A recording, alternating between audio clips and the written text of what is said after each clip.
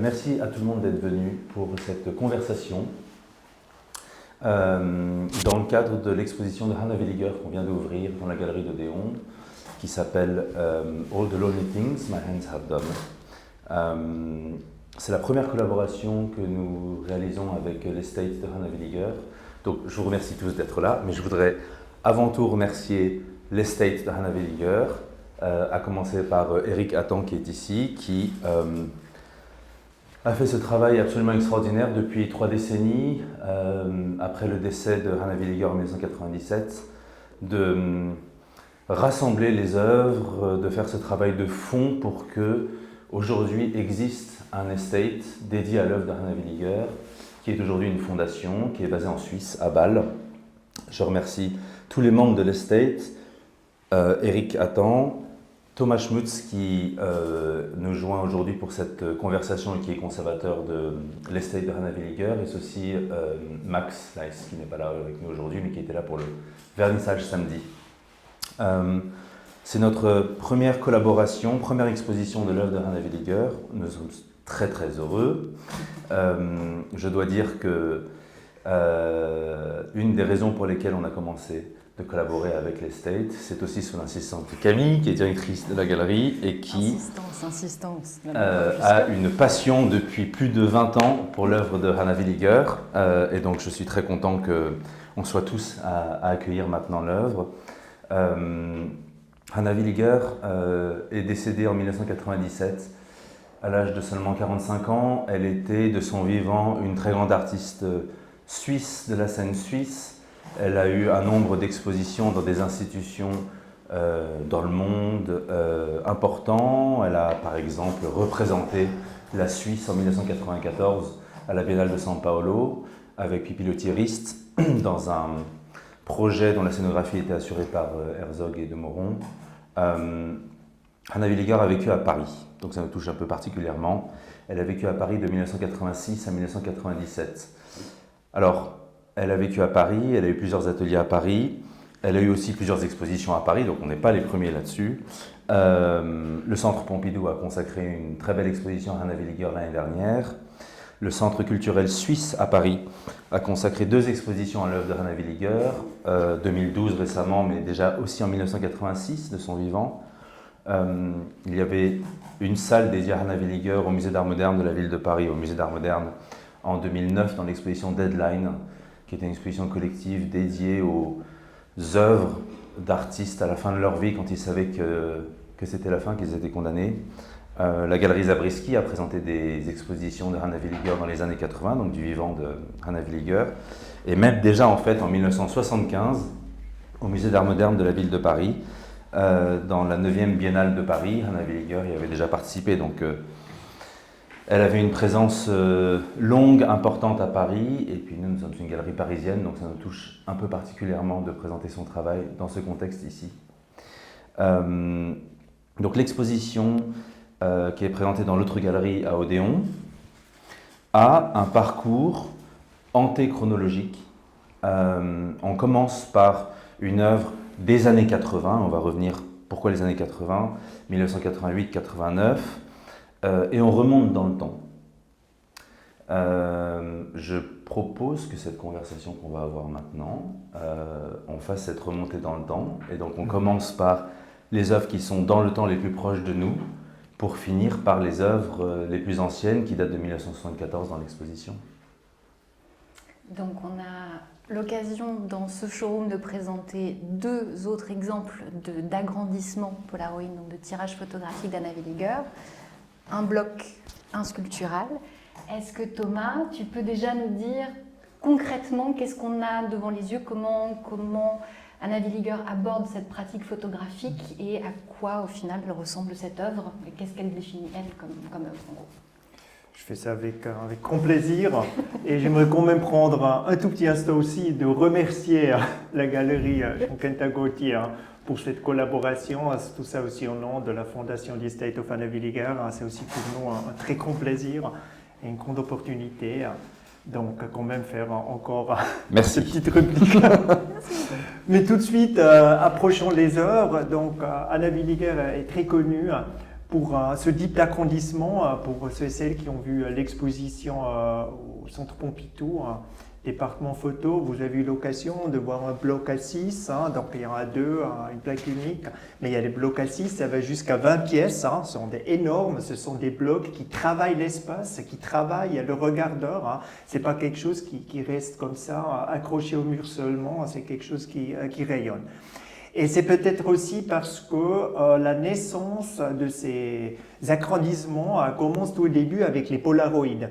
Donc Anna Villiger a fait des prises de vue avec l'appareil Polaroid.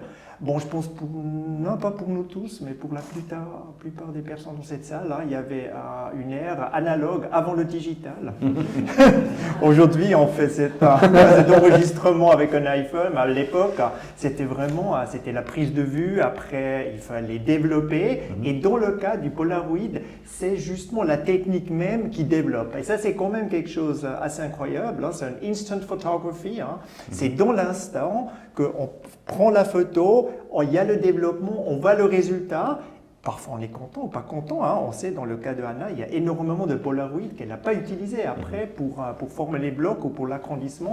Mais avec ces Polaroid, elle a commencé à travailler, à apprendre, à comprendre son corps, après faire des agrandissements à l'aide des internégatives. Parce que le défi, le Polaroid, c'est un positif, c'est un peu négatif, donc il faut un négatif du positif pour après faire un agrandissement. Et les agrandissements, c'est normalement, c'est un peu plus grand, c'est pas un mètre carré, c'est 1,23 sur 1,25. Là, sous capoplexie, normalement, c'est cette authenticité du processus, directement, tac, prendre la photo, ça se voit dans les installations, ça s'est vu aussi au Pompidou et d'autres expositions où il n'y a pas de capoplexie, où c'est directement au mur, mais qui est hyper fragile et pour plusieurs raisons n'est pas toujours possible de réaliser.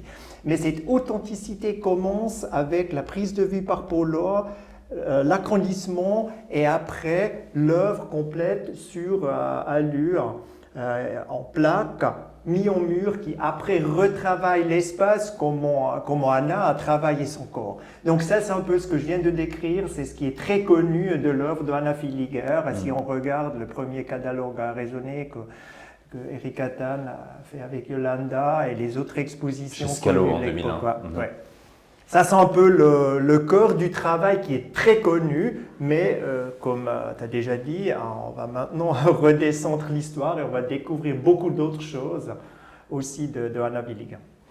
Et donc, si on reprend dans ces faits en fait, qui constituent la base vraiment de travail d'Anna Villiger, donc dans la pratique, elle a commencé avec des tirages seuls qu'elle appelle au tout début Arbeit, puis à nouveau, elle commence à prendre des photos de son corps avec son Polaroid et ça devient sculptural.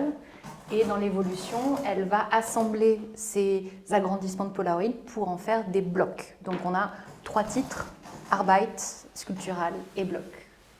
C'est ça.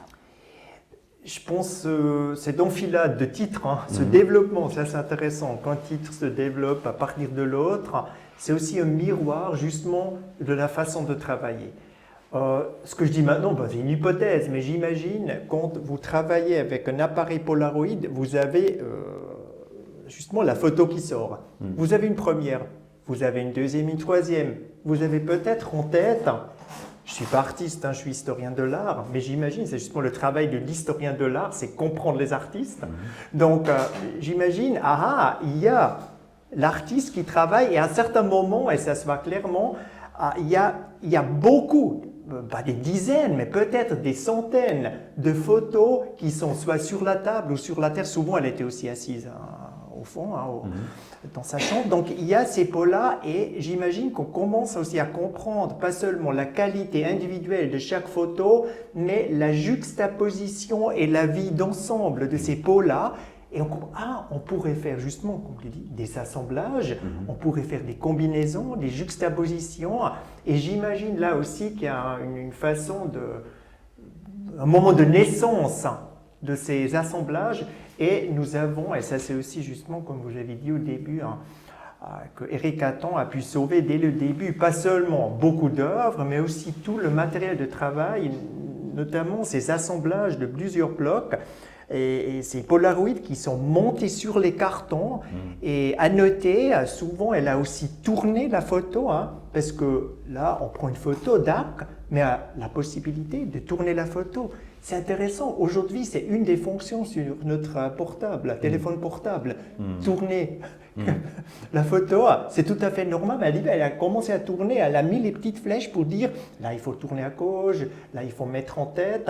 Et ce n'est pas seulement les assemblages, mais c'est aussi, une fois les photos choisies, l'assemblage qui est retravaillé en tournant les photos et de retravailler encore une fois ce qu'elle a déjà, disons, vouloir faire tout au début. Parce qu'il faut se projeter aussi dans l'espace, parce qu'on va parler de sculpture.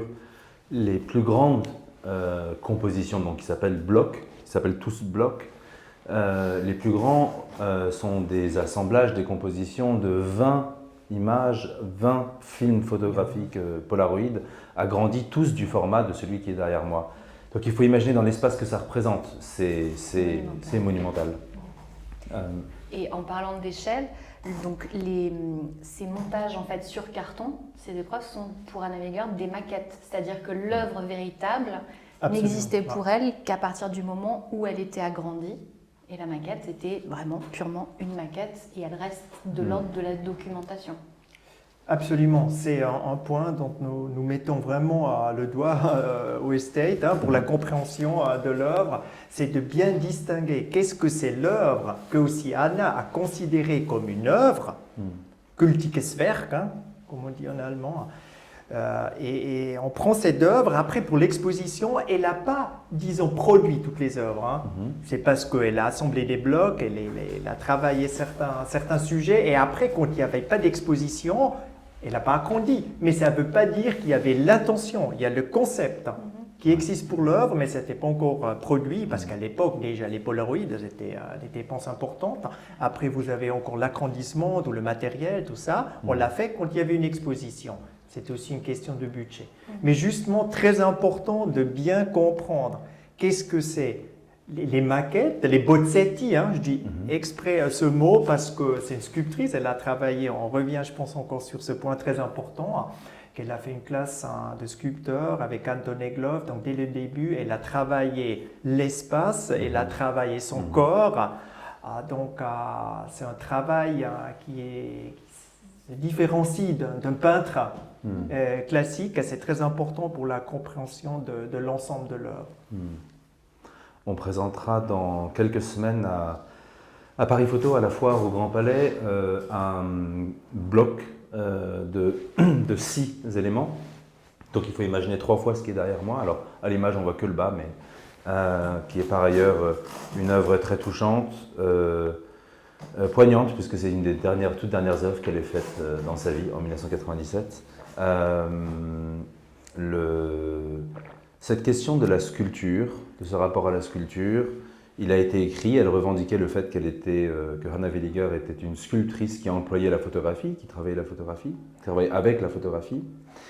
Si on remonte un peu dans le temps, et donc on fait le sens de l'exposition, on a la chance de présenter une sélection d'œuvres sur papier qui sont des dessins, des aquarelles, il y a aussi du feutre, il y a de l'encre. Rouge à lèvres. Comment ? Du rouge à lèvres. Jusque du rouge à lèvres. Qui sont des dessins qui font un peu plus de 70 cm de large. Qui sont des dessins que Anna Weger a réalisés quand elle était en Italie, à Rome, où elle a été en 1994, 15, 16. La sélection d'œuvres sur papier qu'on présente dans la galerie ont été faites dans ces années-là. Et on parlait là de sculpture. 1974, 75, 76, donc c'est avant l'adoption par Anna Weger de l'appareil Polaroid. On a clairement déjà tous les éléments, alors que ce sont des œuvres sur papier, de la réflexion sur la sculpture. Il y a des œuvres, j'en pense à une par exemple, où on voit sur les bords de la feuille la silhouette des mains, vraiment juste les 2 pouces et puis le début de la paume, qui On ne sait pas si c'est comme si ses mains tenaient ou plaquaient le papier, mais surtout en fait, on sent à la fois le vide du papier au milieu et quand on se tient face à cette œuvre-là, on est presque aspiré. C'est la même largeur, on ressent parfaitement l'échelle de l'artiste, l'échelle du corps de l'artiste, et puis on sent vraiment l'espace autour. Et donc dans ces œuvres sur papier qui sont extraordinaires et qui n'ont jamais été présentées jusqu'à maintenant, on ressent à divers degrés cette réflexion fondamentale sur la sculpture et sur l'espace du corps lui-même. On parlera même de l'espace intérieur du corps avec les œuvres suivantes, mais l'espace autour de l'œuvre aussi. Est-ce que tu veux nous rappeler dans quel contexte, j'ai parlé un peu d'Italie, dans quel contexte Rana Villiger avait réalisé ses œuvres? Donc, comme tu dis, hein, c'est une période fondamentale hein, à Rome. Et là, je pense qu'il y a plusieurs éléments hein, qui jouent un rôle important. Déjà, il y a un peu le passé, même avant Rome, justement la classe de sculpteurs, Antoine Egloff, l'école des Beaux-Arts à Lucerne. Donc déjà, une compréhension claire et nette aussi de l'histoire de la sculpture, de qu'est-ce que c'est la sculpture, c'est une chose.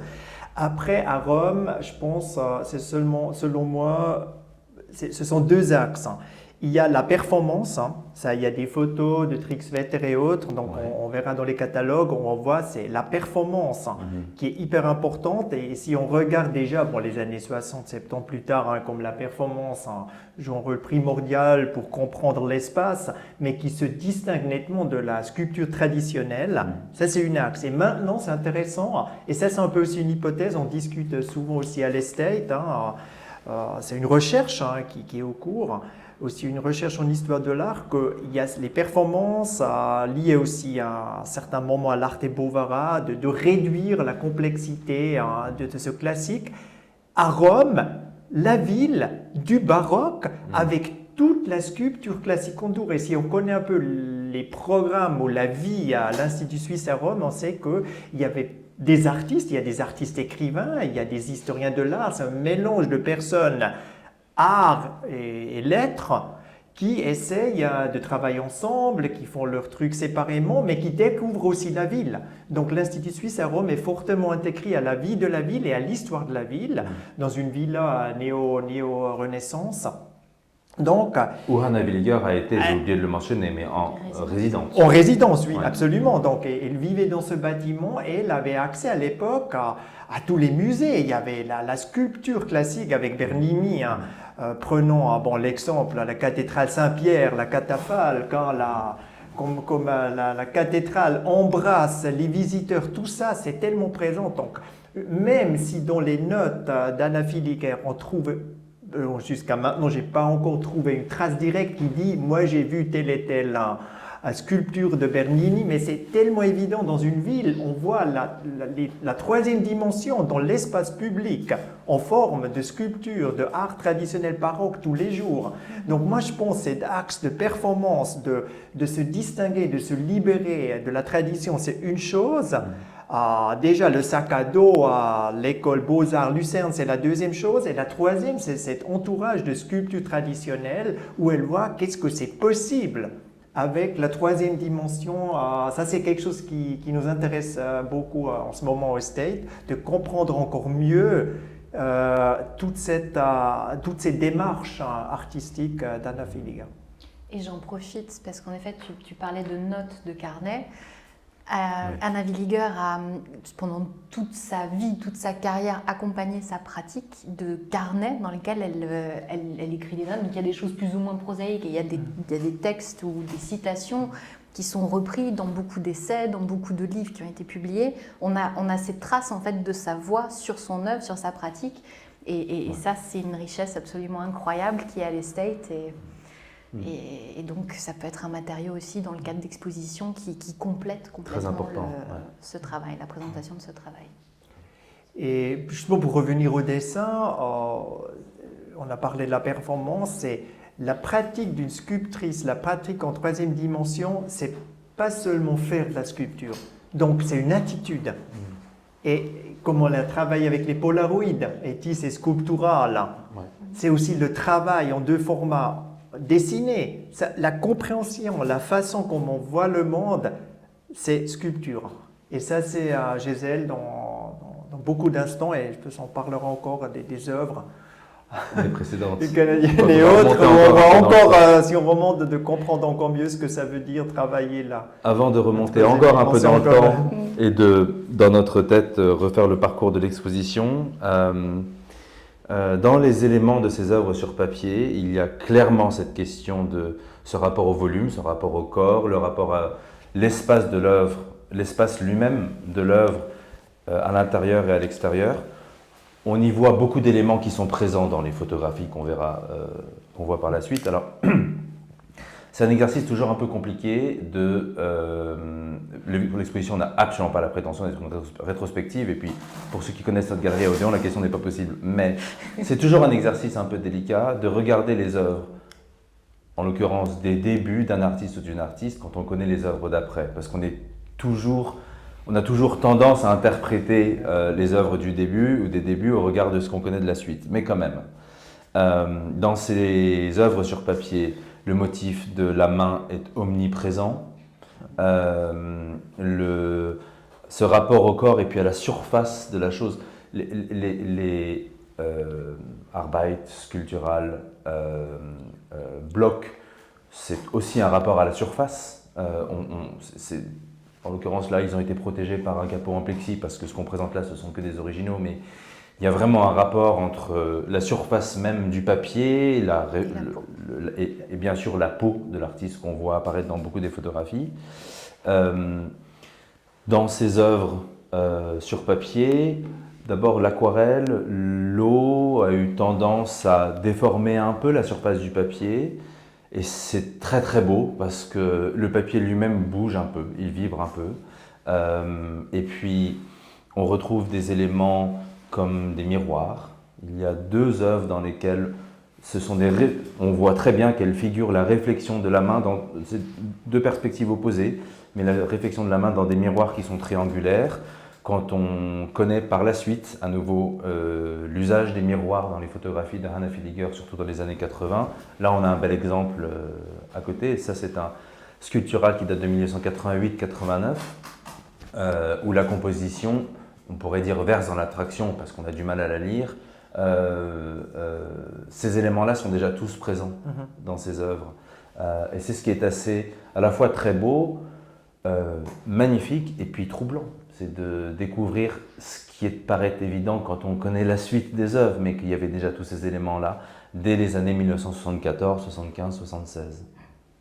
Notamment der Außenwelt, der Innenwelt, avec cette question du monde extérieur, du monde intérieur. Donc là encore, quand on voit après tout ce travail sur le corps, sur la peau, entre cette frontière en fait du toucher, entre qu'est-ce qui est à l'intérieur du corps, qu'est-ce qui est à l'extérieur du corps, et cette figure du dédoublement. Il y a beaucoup de mains qui sont en double. Alors ça peut être une ombre, ça peut être un reflet, ça peut être les deux mains qui apparaissent, mais quand on connaît aussi après dans sa pratique donc sculpturale, photographique, le fait qu'elle se voyait comme plusieurs jeux en fait, entre le jeu objet, le jeu sujet, avec presque cette dynamique d'envie de l'un à l'autre, c'est-à-dire l'envie du modèle, du sujet, du coup, qui enviait l'artiste parce qu'elle avait ce focus, cette volonté, cette précision dans l'acte, et ensuite c'est ce sujet et objet qui enviait elle-même l'œuvre de tout à coup avoir son devenir, avoir son existence en tant que telle, en tant qu'œuvre. Donc de voir tous ces dédoublements de personnes presque, à nouveau il y a quelque chose de trop. Donc oui, on ne peut pas forcément lire ses œuvres à la lumière de ses photographies parce que qui sait, on n'est pas dans sa tête, mais pour nous, rétrospectivement, c'est quand même assez troublant. Je me souviens très bien, on en a bien discuté ça à Odéon tout à l'heure, et je trouvais fascinant que tu te parlais de cet côté troublant, parce que je me souviens quand j'ai exposé la toute première, ça fait 14 ou 15 ans, je n'ai pas encore travaillé pour la Stage, j'étais dans un musée, j'ai exposé un bloc, et quand j'ai vu ce bloc la toute première fois au mur, j'ai justement la fascination de regarder, il y a l'envie de regarder, parce que justement ça attire. Et de l'autre côté, il y avait quelque chose en moi qui se posait la question, est-ce que j'ai le droit de regarder? Est-ce que j'ai vraiment le droit de regarder tous ces détails? Est-ce que c'est pas trop intime? Par contre, il y avait 2-3 photos qui étaient beaucoup mieux intimes, qui invitaient, et l'autre on repoussait. Donc invitation et repoussement. Et ça, c'est très très important. On l'oublie un peu parce qu'on est entouré de ces herbes tous les jours. On a toujours tendance dans notre monde d'aujourd'hui de esthétiser les choses. C'est aussi par le digital. Mais à l'époque, je me souviens très bien, il y avait quelque chose qui dit non, tu n'as pas le droit peut-être de regarder. Est-ce que tu as le droit? Qu'est-ce que ça fait avec toi? Donc, dans le temps même, sans la connaissance de toutes les autres œuvres, des dessins, de l'histoire, ça a eu un effet peut-être très, très fort aussi. Il faut, selon, voilà. Il y a des sujets qui sont très intimes dans tout le travail de Hannah Villiger, dans les œuvres sur papier. Il y a notamment, et c'est le titre de l'exposition, un dessin avec aquarelle, encre et crayon qui figure les deux doigts doublés comme ça de la main. Le titre c'est All the Lonely Things My Hands Have Done et le bout des doigts est rouge. Il y a d'autres dessins où on comprend qu'elle figure, elle présente les mains, alors en l'occurrence celui-ci est croisé et c'est le bout des doigts qui devient de plus en plus rouge, comme si le corps rayonnait et que c'était cet espace, cette zone de presque contact entre le corps et l'extérieur, et donc en l'occurrence, là c'est peut-être même la surface de l'œuvre. C'est voilà, ce rapport du monde intérieur et du monde extérieur qui est le titre en allemand d'une des œuvres. Les titres sont très très beaux et ils sont inscrits à la main par Hannah Villiger sur les œuvres. Non, c'est vraiment splendide. On peut remonter encore dans le temps. On remonte encore plus dans le temps, donc finalement c'est assez proche, mais quelques on remonte mois. Quelques mois plus tôt, donc en 1974, où Hannah Villiger va réaliser à nouveau des œuvres sur papier à l'occasion d'un voyage au Canada. Et là encore, Thomas, est-ce que tu peux nous dire dans quel contexte et en quoi consistent ces œuvres? C'est toujours la période canadienne, en tout cas pour moi, mais je pense aussi dans le state qu'on est en train de découvrir, ça reste un peu une des périodes un peu plus clandestines, incompréhensibles. C'est déjà aussi parce que on a des traces, on a aussi, il y avait même une exposition à un certain moment, un carton d'invitation, mais en général, on n'a pas, disons, des œuvres comme on les a après 10 ou 15 ans plus tard, avec beaucoup de polas, beaucoup de montage bloc. Mais on a quand même récemment redécouvert toute une série d'œuvres où il y a un jeu entre collage, dessin, objet. Je pense ou j'espère que la plupart d'entre vous, vous avez vu à Odéon dans la vitrine cette série de petites branches qui sont, disons, un peu de manière aussi, notamment au milieu, c'est nu, c'est exposé, c'est fort, c'est l'objet qui est travaillé, c'est comme le sculpteur. Si on reprend maintenant l'idée d'un sculpteur un peu classique, exprès, je fais homme baroque, Bernini, qui sculpte et qui retravaille la pierre, là c'est le bois, et il travaille le bois. Il ne faut jamais oublier qu'aujourd'hui on voit une sculpture classique, c'est un bloc de marbre, mais à la base c'est un bloc de marbre, c'est pas une sculpture, c'est tout simplement du matériel, c'est un bloc, et après il faut travailler. Et elle aussi, elle a trouvé exprès ces branches, ces bouts d'arbres, et elle les a commencé à travailler, juste le mot en français qui m'échappe pour... comment on dit Alors, comment tu dis en allemand déjà? Die Rinde schälen, genau. Die Rinde schälen. Schälen. Donc en français on dirait presque dépeçage. Oui, dépeçage, oui. Dépeçage de l'arbre. Je peux peut-être décrire d'abord les trois œuvres dont tu parles, qui est en fait un triptyque. C'est sur un format aussi à peu près un peu moins 50 ou 60 cm de large. C'est 28 brindilles, petites branches, avec une ramification. Sur la première planche, et puis c'est quadrillé, c'est 28, presque comme des illustrations botaniques, à l'aquarelle et au crayon, 28 reproductions dans le détail de ces 28 brindilles et de ces 28 rameaux, avec les nœuds, avec tous les détails.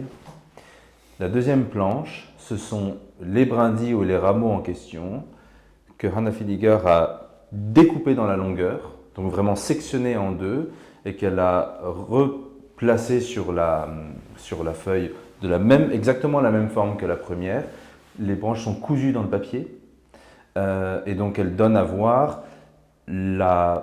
l'intérieur, le corps intérieur, le volume intérieur de ces végétaux et puis les couches, puisqu'on aperçoit bien sûr l'écorce à l'extérieur. Et puis, je ne sais plus en botanique comment on appelle ça, il y a l'épiderme, toutes différentes couches, et on aperçoit vraiment le volume. Et la troisième planche, ce sont les 28 encore, et là c'est uniquement la forme qui a été dessinée et découpée dans du papier blanc, collé de la même manière en gris sur fond blanc. Donc c'est une exploration à la fois, peut-être on pourrait dire, de l'apparence, le volume et le corps intérieur, et uniquement la forme ou la silhouette. Et les 3 œuvres sont, non pas titrées, mais datées, Toronto, 31 août 1974, les 3. Tu parlais tout à l'heure de Arte Povera, c'est de manière troublante des œuvres qui sont tellement proches de presque l'essence de ce qu'on connaît de l'Arte Povera. Et la dernière œuvre de cette série-là, qui à nouveau est aussi troublante quand on connaît la suite du travail, c'est une planche avec des tirages argentiques d'époque, où on a 6 tirages, donc noir et blanc, où on est dans une forêt, je pense, la prise de vue du sol, où Anna Villiger a trouvé une branche, on voit la branche qui est photographiée au sol, elle commence ensuite à enlever les feuilles, donc on voit les branches qui se dénudent, petit à petit, jusqu'à ce qu'ensuite elle à nouveau ouvre, sectionne cette branche, retire l'écorce, donc on voit la branche avec l'écorce partiellement enlevée, et sur la dernière photo, le tapis de feuilles, l'écorce qui est restée en place et la branche nue qui est reposée. Et ces 6 photos sont... Alors pour le coup, ce ne sont pas des carrés, ce sont des tirages, des formats classiques, voilà, verticaux. Et on a ces 6 tirages qui sont collés sur une même planche. Donc on a une sorte de pré-bloc avant les blocs, avant même le fait qu'elle ait même soupçonné qu'elle ferait ça un jour.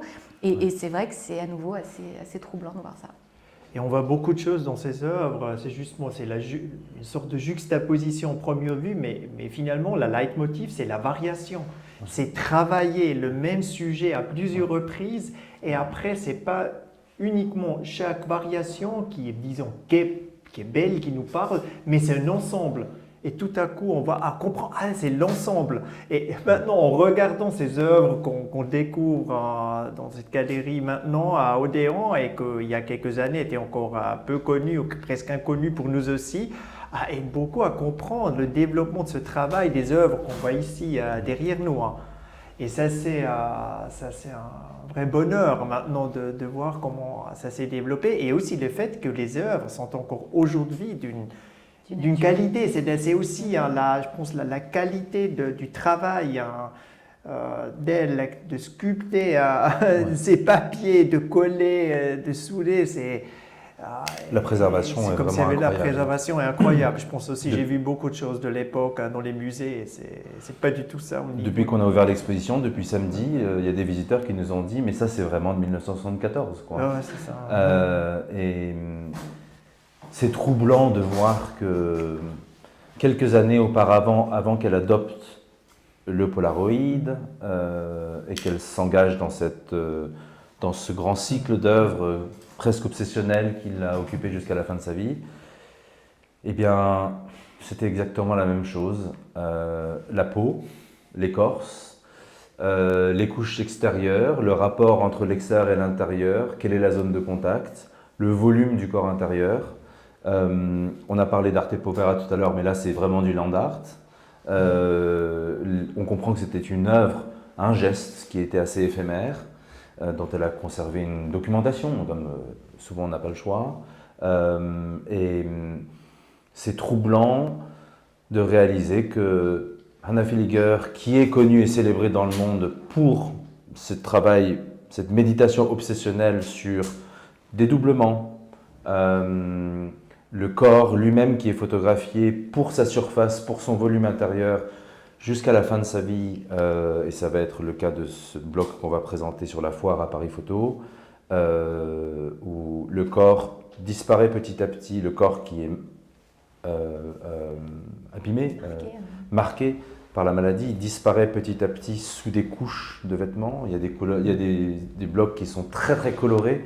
Dans l'exposition Deadline au Musée d'Art Moderne, ils en avaient présenté. Il y a énormément de couleurs, comme une célébration du corps qu'on ne voit plus en fait, mais il faut comprendre que sous ces étoffes, sous ces tissus, c'est le corps. C'est vertigineux de se rendre compte que quelques années auparavant, elle appliquait la même méthode. Avant de retourner, en l'occurrence, l'appareil, l'optique vers elle-même, elle appliquait la même méthode pour des végétaux. Pour nous, c'est vraiment le sujet de cette exposition. Ce sont des œuvres, en l'occurrence celles qu'on présentait n'ont jamais été présentées, mais dans ces œuvres-là, certaines, très peu, avaient été présentées il y a 2 ans dans l'exposition à Souches, au Muséum Souches en Suisse. Je crois que c'était la première fois que c'était présenté. Oui, je dirais non. Il y en Non. avait 1 ou 2 fois avant, mais très très rarement. Quand elle était très très jeune, Ah oui. toute première exposition. Ah oui, ouais. Absolument. Elle a présenté quelques-uns de ses œuvres. Absolument. Qui étaient avant au Canada, mais. Ouais. Mais en tout cas, c'est vraiment une surprise pour le public, c'est une surprise pour les visiteurs, c'est une surprise pour ceux qui connaissent aussi l'œuvre de Hannah Williger. Et donc en fait, dans ce petit espace d'Odéon, il n'y a en fait qu'un tiers de l'espace qui est dédié à ce à quoi on s'attend d'une exposition de Hannah Williger. Et vous nous avez fait cette confiance, l'Estate, de nous mettre à disposition ces œuvres pour l'exposition, et ça c'est vraiment une chance. Je pense aussi que c'est l'objectif de ce type de collaboration et d'exposition, c'est justement de sortir des œuvres, de faire des juxtapositions, de raconter l'histoire d'une autre manière, parce que pour nous en estate, si on a les choses dans les boîtes, rangées dans les rayons, il y a toujours le risque qu'on ne prend pas le temps de les regarder. Et déjà, on regarde théoriquement, on a les choses en tête, au lieu de sortir effectivement l'œuvre et de regarder l'original, l'œuvre, et de réfléchir et redécouvrir, et c'est ça ça déclenche des choses. Bien sûr. Est-ce qu'il y aurait des questions peut-être qui pourraient aiguiller le reste de cette conversation? Oui. Combien d'œuvres complètes est-ce qu'il y a dans l'estate ou dans C'est une question vaste C'est une question et compliquée. vaste. Il y a le livre qui était publié il y a une bonne vingtaine d'années avec des œuvres technique photographie. Il y a 480 œuvres qui sont dans ce catalogue raisonné de l'œuvre avec technique photographie. Et après, effectivement, je ne peux pas répondre en détail parce qu'on est en train maintenant de refaire une partie de cette inventarisation avec des œuvres justement qu'on comprend que ce sont vraiment des œuvres. Bon, justement distinguer toujours ce qui est dessin préparatoire, œuvre préparatoire, assemblage et autres, et qu'est-ce qui est œuvre. Donc après, peut-être dans quelques années, une deuxième publication, d'un deuxième catalogue raisonné avec tout ce qui est non photo.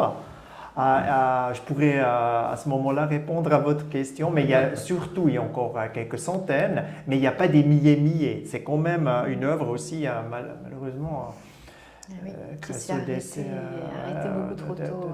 Vie, Est-ce qu'elle était en dialogue avec des photographes comme John Copeland ou Janice Guy, des photographes qui photographiaient leur corps de manière structurelle? Ce que je peux dire justement, être en dialogue, il y a 2 dimensions. C'est les traces qu'on trouve pour dire effectivement, il y a tel et tel artiste qu'elle connaissait. Bon, là, les 2 noms que vous citez, en tout cas, à ma connaissance, est-ce qu'il y a des traces dans les notes? Je ne sais pas. Je ne dirais pas des traces, mais je me souviens très bien, on a visité ensemble une expo de John Copeland ici à Paris, chez Samia Samouma, avec des tout petits. Donc elle connaissait ça. Mais pour répondre directement, oui, il y a un rapport, mais déjà la différence que John Copeland, lui, il utilise quelqu'un derrière la caméra, et pour elle, c'est la plus longue distance, son bras. C'est fondamental. Mais bien sûr, elle connaissait ça. Elle était aussi dans une, je pense il y a 15 ans, dans une expo, je ne me souviens plus du titre, à Vienne, où Il y avait des œuvres de John Copeland dans l'exposition. John Copeland. Albert Liba. Ouais. Avec et des œuvres de Anna Fliger et d'autres. Il y a deux, je peux dire, il y a deux expressions que je trouve très belles. Une qui est d'elle et une qu'elle a écrite avec la plus longue distance dans ce travail à partir de 1980. C'est la distance entre l'appareil photographique, le Polaroid, et ses orteils. Et ça, c'est la plus grande distance possible dans mon travail. L'autre, j'ai essayé de retrouver avant la conversation, et j'ai pas réussi à mettre la main dessus. Dans toutes mes lectures sur les textes de Hannah Williger, il y avait je ne sais plus, peut-être que tu sauras me dire, il y avait quelqu'un qui avait écrit, c'est très beau de dire que les Arbeit sculptural blocs de Hannah Williger, l'échelle, c'est 4 square feet. C'est 4 pieds carrés. Ce qui correspond à peu près techniquement à la taille. Je ne sais plus qui avait écrit ça. C'est dans un texte et je n'ai pas retrouvé. Mais je trouvais ça très juste parce que ça parle du corps. Hein, en français, ça ne marche pas, évidemment. Mais c'est très juste. C'est ça, en fait. C'est ce rapport au corps et ce rapport au volume, à l'espace, rapporté à elle-même, quoi. Avec un dédoublement du corps, donc ça devient vertigineux. Est-ce qu'on a d'autres questions? Moi, j'ai pas une question, mais j'ai une remarque. Je trouve que vous parlez de sculpture, du sculptural, on a quand même sous les yeux des photographies. Ouais. Et ce que je trouve intéressant dans son travail, c'est plus une remarque qu'une question, c'est qu'en fait, elle évite tout ce côté un peu pathos grâce à la fragmentation dans les deux images, mais aussi fragmentation ici avec le noir et avec le montage et ce que vous disiez tout à l'heure, la variation. Et je voulais juste la partager parce que je trouve que pour moi c'est évidemment, puisqu'on a l'histoire derrière, on connaît son histoire, on connaît les grands jeunes, on a peut-être tendance à rajouter une chose parce qu'elle a travaillé avec son corps, mais je trouve que justement, dans toute l'œuvre, on arrive à sortir de ça. Et c'est Claudia Spinelli dans le catalogue raisonné qui, je trouve, en parle terriblement bien parce qu'elle parle de ce moment où donc Hannah Williger contracte la tuberculose, contracte, je ne sais pas si ça c'est anglais, elle a la tuberculose en 1980 et c'est à peu près au même moment que finalement il va se passer ce retournement de l'appareil photo vers son propre corps. Et je mets ce moment-là en parallèle avec le fait qu'en 1979, donc je crois que c'était pour un projet d'exposition où elle crée une sculpture en plexiglas qui est retravaillée, elle va photographier cet objet. Et il s'avère qu'en fait, la photographie de l'objet lui paraît plus juste que l'objet en lui-même. Donc, comme pour Robert Cumming, avec qui on travaille aussi, il y a ce passage du sculpteur vers la photographie, parce que la photographie sert plus l'œuvre que l'objet en lui-même. Et donc, à ce moment-là, Claudia Spinelli dit, finalement, c'est comme si son corps, à ce moment-là, qui l'a trahi, parce que, donc, malheureusement, je n'ai pas pu la rencontrer, je n'ai pas pu la connaître, et ce sera probablement le drame de mon existence, parce que Dieu sait que j'aurais adoré. Mais c'était une femme qui débordait de vie, qui avait une énergie complètement folle, et là, tout à coup, elle est trahie par sa machine, par son outil qu'on a tous, et ce corps devient un corps étranger, un objet étranger, et où là, tout à coup, elle va photographier cet objet étranger comme pour tenter d'en faire sens. Et ce que je trouve absolument incroyable dans ce travail, pour moi en tout cas, c'est cette espèce de puissance existentielle. C'est-à-dire que si l'œuvre photographique existe, ce travail sur le corps, sur même ce format, ça vient d'un besoin viscéral. Elle parle d'écologie sanguine dans une citation. Alors j'essaie de la chercher tout à l'heure, on parlait de citation, mais je sais qu'elle commence par « on est tous nés nus ». Et il y a un petit développement avant d'arriver à l'écologie sanguine. Mais il y a cette notion-là, et il y a ce fait que justement, elle va tout à coup créer... Alors oui, certes, il y a une forme d'abstraction du corps qui vient par la répétition, qui vient par la composition de ces mouvements. C'est presque une danse. Dans certains blocs, on a l'impression de voir des corps qui bougent, alors que non. Mais ça vient aussi de cet aplatissement de l'espace avec une lumière qui est très travaillée, avec des flous. Alors, surtout dans les sculpturales. Dans la première, c'est ces œuvres qui sont dans le livre qu'elle fait, le livre d'artiste qui s'appelle Need, donc qu'on traduit par envie. Donc on en parlait tout à l'heure de ce corps envieux de l'autre et de ce moi envieux de l'autre, etc. Mais elle va tout à coup créer des formes d'abstraction où on ne comprend plus l'espace et où en effet le corps disparaît, c'est-à-dire qu'on est à des années-lumière du narcissisme, alors que pourtant c'est d'elle dont il s'agit, c'est son corps qui est partout, qui est omniprésent. Il n'est jamais question de narcissisme, il n'est jamais question de pathos. Alors oui, à nouveau dans les textes, on dit si on cherche des traces de la maladie, sur certaines images on va pouvoir voir une rougeur, on va pouvoir voir le corps qui devient de plus en plus maigre, etc. Mais il n'est jamais question de ça, il n'est jamais question d'autobiographie. Et les seules traces autobiographiques dans ces photos, c'est ce fameux premier bloc qui sera montré d'abord de manière individuelle, puis sous forme de bloc avec Jean-Christophe Amann. Et où là, en effet, on voit sa compagne à l'époque, on voit des éléments de la vie quotidienne dans laquelle on peut avoir toute une lecture de leur intimité. Donc on est déjà dans une forme d'intimité, mais c'est ce seul moment. Ensuite, tout à coup, pour moi, quand j'ai découvert cette œuvre-là, j'avais l'impression que j'avais en face de moi quelqu'un qui, avec le strict minimum qu'on a tous, c'est-à-dire un corps, qu'on soit homme, femme, tout le monde dans le même bain, on a un corps, on est nu, on prend l'appareil photo qui permet d'enlever le plus de décor, donc un Polaroid, une forme d'instantanéité, et avec ça, j'essaye de comprendre pourquoi je suis là. Qu'est-ce que je fais ici? Qu'est-ce que je fais de ça? Comment est-ce que j'en fais sens? Et moi, c'était cette énergie-là qui m'a complètement bouleversée quand j'ai découvert cette œuvre et qui fait que j'ai harcelé tous les fondateurs de galeries pour lesquels j'ai travaillé jusqu'à finalement parvenir à mes fins et avoir cette espèce de bonheur absolument incroyable d'avoir ces œuvres sous les yeux, de vivre avec pendant 3 mois là.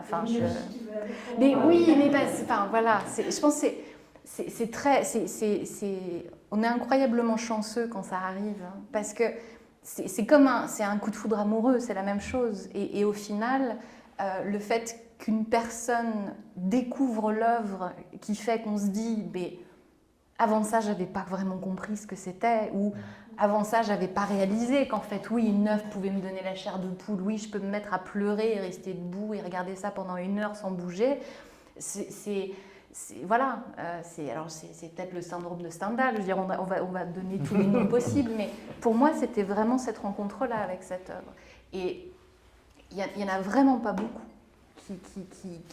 qui me font ça, en tout cas, moi. Et je pense que c'est aussi parce qu'elle est brutale, frontale, elle est dans cette confrontation, il n'y a pas d'excuse, elle y va, elle est directe.